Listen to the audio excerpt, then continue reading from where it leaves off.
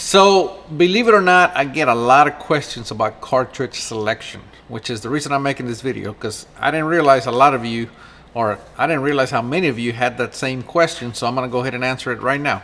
And I'm going to go over some pointers and some things that you should take into consideration in deciding your cartridge, okay? First of all, you need to decide the purpose for that cartridge, okay? Accuracy... It feels weird saying this, but accuracy is not the end all, okay? Because if you're hunting, you need energy as well, okay? So I'd rather have enough energy and maybe not as good as accuracy compared to, a cartridge that has just absolute amazing accuracy, but you don't have the energy because it's pointless. If it's pointless to hit the animal if you're not going to kill it, right? So, for example, bench rest shooters, point blank, what we call point blank, 100 and 200 yard shooters, they use a 6 PPC. They used to use a 222 back in the day, and now it's PPC. PPC pretty much rules the accuracy world at 100 and 200 yards. That's it. If you're not shooting a PPC, you're just out of it, okay? If you're gonna shoot at the same distance, but you're gonna be shooting for score, the 30BR is king of the hill, okay? So I think that the reason the 30BR is so popular is because it has a really fat bullet, and as long as you cut the line, you get the higher score. Plus, it's extremely accurate. It's just not as accurate as a PPC, but again, in score shooting, you don't have to stack them all in the same hole. You just need to keep them all inside the X-ring. So there's the difference. Now, if you're gonna hunt, for example, and you have a difference, or you have the option between a 300 Winchester Magnum or 7 Remington Magnum, okay, versus a 6.5 Creedmoor, and you're gonna go hunt, and you're trying to decide which one you should build, okay? Well, depends what you're gonna hunt. If you're gonna hunt whitetails, even elk, 500 yards or under, the 6.5 Creedmoor is plenty good, as is the 270 Winchester or the 30-06, right? Now, if you're going to be shooting farther than that, then, elk, rule of thumb is you need 1,500 pounds of energy to kill the animal. So you need to look at the bullet you plan to use, look at the ballistic tables, and find out what distance you're going to carry 1,500 pounds of energy, okay? And then you decide. For example, the 7 Remington Magnum, I think that's like, depending on the bullet, that's a 1,000-yard cartridge. If you are okay, if you're comfortable making a 1,000-yard shot, then you need the 7 Remington Magnum, right? Having said that, how many people can really take a 1,000-yard shot, right? And if you're gonna limit yourself to 500 yards or under, do you really need the 7? Okay, that's for you to decide. I tend to shoot the lesser recoiling cartridges a lot better than the big heavy magnums. A friend of mine, he likes those big 3378 Weatherby magnums and all that, just monstrous cartridges, but they don't shoot very good. He hardly ever practices because they kick too much. So there's always a balance, correct? All right, so now let's talk about competition cartridges. Are there any cartridges more inherently accurate than others? I don't think so. Okay, and let me say that the reason I don't think they are is I think what we find is not that one cartridge is more inherently accurate than the other, but that maybe one has a powder, primer, bullet combination twist that just fits it better, okay? For example, the 6BR, that thing, it's just stupid easy to make shoot. Well, why? I think it has to do with the fact that, for one, so many people have tried it. They have pretty much explored every option there is to be with that cartridge. And, anything in the Varget burn rate, Varget 4895, Vitovori N140, 150, anything in that range is just going to make it shoot really, really good. And, with a 105 grain bullet. And of course, you take the 6BR and then you improve it. You make a BRX out of it, or you make a dasher, and now the latest, the BRA, and they're all going to shoot because you're not increasing the powder capacity enough to change pretty much the basics of what makes the the 6BR what it is. It's just easy to load for, and like I said, I think it has to do with the fact that the components that we currently use match it so well. Okay, now having said that, you can take a 6BR, and the other thing that I think has to do with it is reamer design. Okay, I shoot a 6x47 Lapua. When I was starting PRS and I was going to build one, countless people told me, don't build a 6x47 Lapua. Don't build a 6x47 Lapua. It's finicky. It's not going to shoot. It's hard to keep in tune. And of course, me, for one, I had a lot of 6.5x47 Lapua dies and components and brass and everything. So I thought, well, it's the most simple solution for me, just to neck it down and shoot a 47, 6x47. But anyway, so I ignored everybody else that told me it wouldn't work. I called JGS reamers, because that's who I use my reamer. That's where I get my reamers. And I said, send me a reamer print for a 6x47 Lapua. So they sent me a reamer print. So here's the rule of thumb. On your neck diameter, right here, okay? I like 5 or 6 thousandths clearance, okay, between the loaded round and your chamber. Now, the 6x47 Lapua reamer that JGS sent me, or the print, it only had, I think, 1 or 2 thousandths clearance, way too tight. So that was the first change that I made. Okay. Number two, the body dimensions were slightly different than the 6.5x47 Lapua. So I told them, look, don't reinvent the wheel. Just take the 6.5x47 Lapua body and then just change the neck diameter to 275. That's it. Don't do anything different. So technically mine, it is not a 6x47 Lapua. Mine is a 6 by 6.5 by 47 Lapua. The 6x47 Lapua has a slightly different body. So anyway, I just said, look, don't reinvent the wheel. The 6.5 by 47 shoots amazingly well. So let's just neck it down. Give me 5 thousandths clearance. Now on the freebore, I only plan to shoot either 105s. At the time it was 105s or 108s. Now Berger released a 109. So what I did is I went with 150 thousandths freebore. I like longer freebores for multiple reasons. Number one, you keep the bolt tail out of the donut area. Now, it's not very critical with these cartridges, but in F-class or any type of target competition shooting, you don't want to have to deal with a donut. See, the donut forms, it actually doesn't form. It's part of the shoulder when it starts to grow into the neck. Because the shoulder is thicker, it when it comes around, it appears like a donut, right? Because it's just thicker material moving into the neck. And what happens is it gives you more neck tension down here, and it can create problems. So we always like to keep the bullets farther out. Plus, you maximize powder capacity.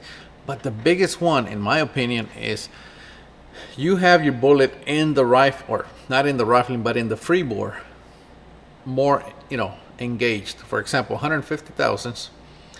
The farther you have it in there, here, I'll show you. So right here, okay, this is a chamber, right? And right there where those marks are, that's the free bore, okay? The more that you have the bullet in the free bore, the more it's going to self-align, which means, so your free bore, let me explain what that means. Your free bore is half of 1,000th of an inch larger than your bullet diameter. Okay, so you have 150 thousandths worth of free bore, which is, about that much. It's quite a bit, more than 1/8 of an inch, where the bullet's gonna be sitting in that free bore area. The free bore area is pretty much an area in the barrel. They remount the rifling There's no rifling in there, and the hole is just half of 1,000th bigger than the bullet diameter. Okay, so what I'm saying is, if you put it in there, run out doesn't matter. Your bullet will get straightened out by the free bore.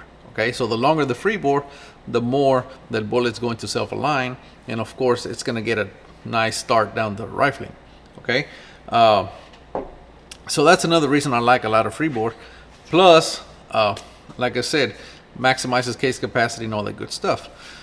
Now, of course, you have to be careful with too much free bore. Okay, you have to maintain enough engagement in your neck. Okay, mine, I mean, I got plenty, and let me show you. Let me get a 109 so I can show you. All right, so this is a 108, but I mean, you close enough.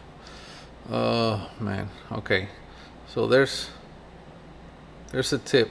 So I have about 100 thousandths in the neck. It's not much, but it's enough. It's not gonna be sideways, and you know, you get plenty neck tension, not a problem. Now they always say that the rule of thumb is you need to keep at least one bullet diameter in the neck. Yes and no. I don't think so. It's not necessary. It's a good idea, but some of these cartridges, like the Dasher, if you keep one bullet diameter in the neck, you're almost out of neck, which means your bullet junction is going to be in the in the shoulder area, and like I said, that could potentially create problems. Now, most of these hunting cartridges are seated way down in there. I mean, drastically in there. Here's a 300 Win Mag, and look at that thing. Look how deep it's seated in there. I mean, this bullet's way down here, right? So it's not a concern. Let me rephrase that. It is a concern for ultimate precision, accuracy. They go hand in hand, right? You can't have one without the other. But the important thing is that you don't have a donut. Okay. Now, I know we started talking about cartridge selection, but let me kind of go off on a tangent here. Whenever you size your necks, don't size all the way down to the shoulder.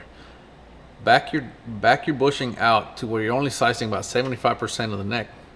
Okay, and that's going to, if you develop a donut, it's going to keep the donut. It's going to give room for the donut to grow into and not affect your bullet. Okay.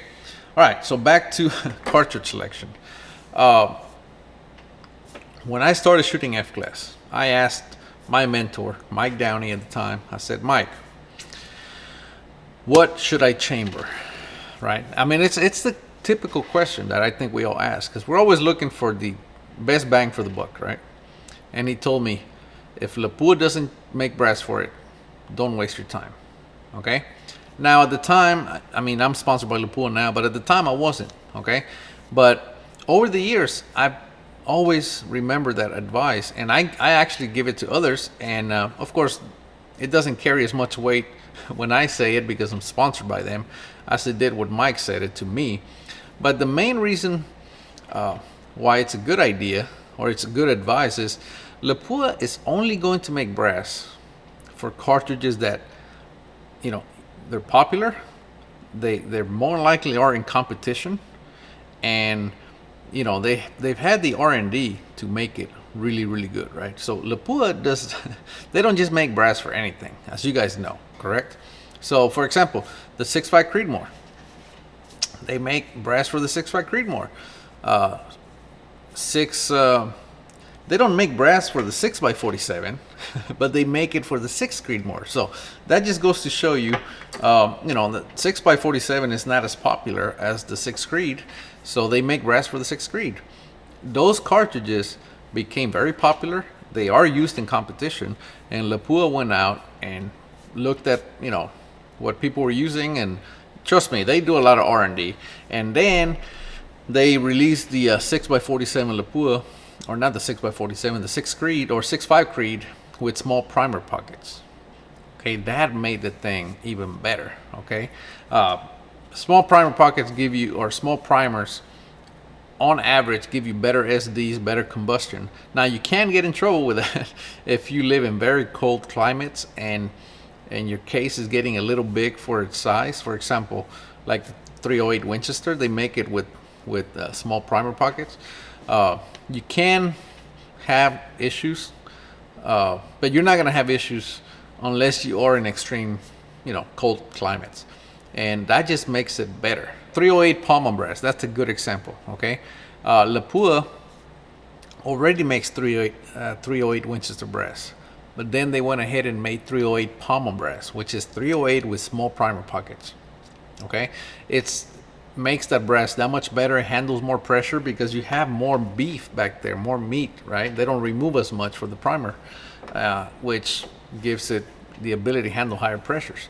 But anyway, like I was saying, if Lapua, that's a good place to start. If Lapua doesn't make brass for it, don't think about it. Okay, now I know there's a lot more brass companies nowadays that make some good brass. Fine. It's kind of like the other thing would be like, don't jump on the newest cartridge of the day. Nowadays, seems like they release a new cartridge every day, and people just they just flock to it. Oh, I'm gonna give you an example like the GT, right? The 6 GT. Oh, it was made for Varget. Come on, guys. Like, you have the 6 GT, you have the XC, you have the 47, you have the Dasher, then there's a Dasher XL. There's just a ton of different cartridges that are in very similar case capacity. But one was specifically made for Varget, the others weren't. Well, yes and no. Varget will work. 6x47. If you have a 6x47, you can use Varget. It works amazingly well. Okay. The reason people don't use it is because Varget doesn't fill up the case as much, and there's another thing, another myth going around that you're supposed to have 80% case fill or more. This one, it's probably to here. I'm using N150. It's not very full, but guess what? It works amazingly well. So don't limit yourself by what, for some reason, common knowledge is so wrong. And that's kind of, it wasn't until I broke out of that I was able to really achieve some really high success. Because, for example, I would have never used N150 or even N140 if it wasn't because I found out that you really don't have to have that 80% case capacity or case fill, right? Varget, like I said, Varget works amazingly well in the 6x47. On the flip side, when I had a Dasher like a decade ago, I used to use 4350. Nobody tells you to use 4350, but it works, and it works amazingly well. In my 284 Shihane, the most common use powder in that thing is 4350. I set records with retumble. Okay, so the point is there's just a lot of different options, especially now that there's powder shortages. You just have to look in your reloading book, or even online. You can find a powder burn rate table, and just find powders that are kind of close to the one that you've been shooting, and you can experiment with that. Of course, you have to be careful, right? Don't blow yourself up. Quick load is absolute, probably the best way that you can get some data. But it's a little expensive, but once you have quick load, you can experiment with just multiple powders, multiple burn rates, different barrel lengths, all that good stuff. Okay, so I keep kind of going sideways over here, but so cartridge selection, back to accuracy versus energy, right? So in target competition, you really don't need the energy, right? What we're looking for is minimal wind drift, high accuracy, high precision, right? So that's why you have cartridges like the 6BR that are very popular. Dasher, the new BRA, all those are very popular because of their, grouping ability, low recoil. If it has low recoil, you're going to be able to shoot it better. However, there's no such thing as a free lunch. Okay, so for example, if you're shooting F-class or PRS, F-class at mid-range or less, PRS at big targets, those are excellent choices because you're gonna be able to see your own misses or hits, You're going to be able to recover from the recoil fast, and they're just great cartridges. Now, if you're shooting F-class, at long range, now it really starts to get hard to shoot those small cartridges because they get blown around in the wind, especially in F-class, because we're shooting at a 1 MOA target, and you're going to get blown out. It doesn't take much to blow you out of the 10 ring, and that's where the bigger cartridges like the 7mm, like the 284 and the 284 Shihane, that's where those kind of really come in and give us the best bang for the buck. When I say best bang for the buck, is we're shooting 180 grain Burger hybrid around 2750 to 2850. Okay, the Shihane can push it up to around 2915, 2920. And that's kind of getting on the upper end of where you want to be for recoil. Now, when I say recoil, I don't mean it's going to hurt the shooter. I mean, these rifles are 22 pounds or, slightly under. It's not going to hurt the shooter, but it's going to hurt the setup. Every time you shoot, it's going to upset the gun, right?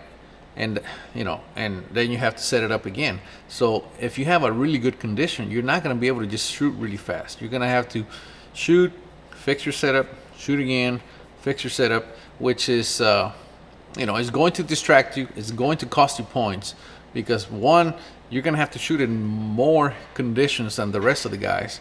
That the other guys just find a condition, they shoot as fast as they can with their 284s or dashers or whatever. Whereas if you have a 300 Win Mag, which not a Win Mag but a WSM, which I tried in F-class, it was really hard to shoot. It was really great in the wind, but when it was nice and calm and everybody was just racking up points, you can't do it. You just can't shoot that thing fast enough. Which is recoil upsetting your setup is the biggest thing you have to worry about. Again, that's why the 6mm are so popular in PRS. Then guys, they can literally throw it on their sandbags, and they can shoot that rifle, free recoil it off a sandbag, and they can just, that thing would just stay there, right? Now, a friend of mine built a 284 Shihane PRS rifle, and we tried it. Holy crap, that thing was amazing for prone stages, but for positional stuff, it was horrendous because you'd put on the bag, you shoot, you'd hit the target one time, but then you're completely off the prop. You got to grab that gun. It's recoiled like crazy. You got to put it back on. So it's you have to find your balance. Now, some people are very sensitive to recoil. Well, we all are sensitive to recoil. Some are more. I don't like recoil at all. It's, to me, is something that is gonna hurt your scores, it's gonna hurt your performance, and it's going to get you tired. I don't care how tough you think you are, recoil will get you more tired because, like I said, there's more setup. Every time you shoot, there's more you have to do to recover from the recoil. Okay, so all that to say this: find a cartridge that does what you need it to do, okay, with a minimum amount of effort and with the highest amount of accuracy. Okay, that's gonna be, in general, the best cartridge for you. For example, when I hunt with a 6BR or a 6x47 Lapua. Okay, when I used to hunt, I don't hunt anymore like I used to. I go shoot hogs and whatever. But back in the day when I used to hunt with a 6BR. I've hunted with a 6BR for years. And South Texas, whitetail, 6BR, 100 yards, man, 6BR can handle just about anything. Okay? Now, for longer ranges, I had a 280 Ackley improved, which, nowadays I would just build a 284 or a 284 Shihane. Of course, the thing about the 280 Ackley is I could buy factory ammo, back then. And I say back then because I didn't reload. Now I do. But, it's just what's going to work for you. Don't go for the biggest gun that you can buy, because oftentimes that is not the best idea. The other thing is, people give you a lot of heck for having a small gun at the deer lease, and I know that because when I used to hunt with a 6BR, man, I used to catch a lot of hell from those guys because they all had big magnums, and they're like, oh, this thing, and I pull out my little 6BR, and they all had an issue with it. It won't kill, Of course, it will, and it did, but it's all about shot placement. So you have to again, you have to pick something that does what you need it to do with a minimum amount of effort, and then you can shoot it as good as it can be shot. I mean, it's a full system, guys. That's what I'm getting at. It's a full system. The rifle is not going to make up for your lack of abilities, and it doesn't matter how good I am or you are as a shooter. If you give a crappy rifle to a good shooter, it's not going to help that shooter. Okay, I hear that all the time. Well, a good shooter can a really good shooter can beat bad shooters with any rifle. That's not true. That is absolutely not true. But you hear this all the time, but it is not true. So it's a full system. You have to think of it as a system. Now the other thing is, quit buying so many rifles. Okay, buy one or two that does whatever you need them to do, and that's it. Practice. I would rather see you buy barrels than buy rifles. Okay, practice. We're gonna start getting. You guys already seen some of my reloading videos, but you see that everything I reload for, you can't just start reloading for this or that or the other, right? You have to set everything up. You have to set up your die. You have to measure your stuff. You have to get the correct freaking shoulder bump gauge. You have to get, make sure your die is sized properly, sizing properly. You have to make sure that, your brass is trimmed and all that stuff that goes along with just reloading for one cartridge. And I see a lot of people want to reload for 5 or 10, and it's fine if you want to do that. I just need you to understand that find one, spend time with that one, and get it shooting really accurately and really consistent, and learn how to shoot it. Once you do that, you can move on to the next one. Okay, that's just what I'm saying. Get something that you can shoot accurately and that it does whatever you need with the least amount of effort. That's why I don't shoot big magnums in competition. I don't shoot big magnums for hunting. I don't shoot big magnums for anything. They're just not needed for the distances that I shoot. 500 yards and under, 243, 260, 308. Those things can handle anything, literally anything, 500 yards and under, right? Those big magnums, they only help you farther out, 500 yards and beyond. And how many people can really take a shot at that distance on game or anything else for that matter? So anyway, that's my take on cartridge selection. Let me know what you think. All right, guys, thank you so much, and I hope you find this helpful. See ya. Keep them centered.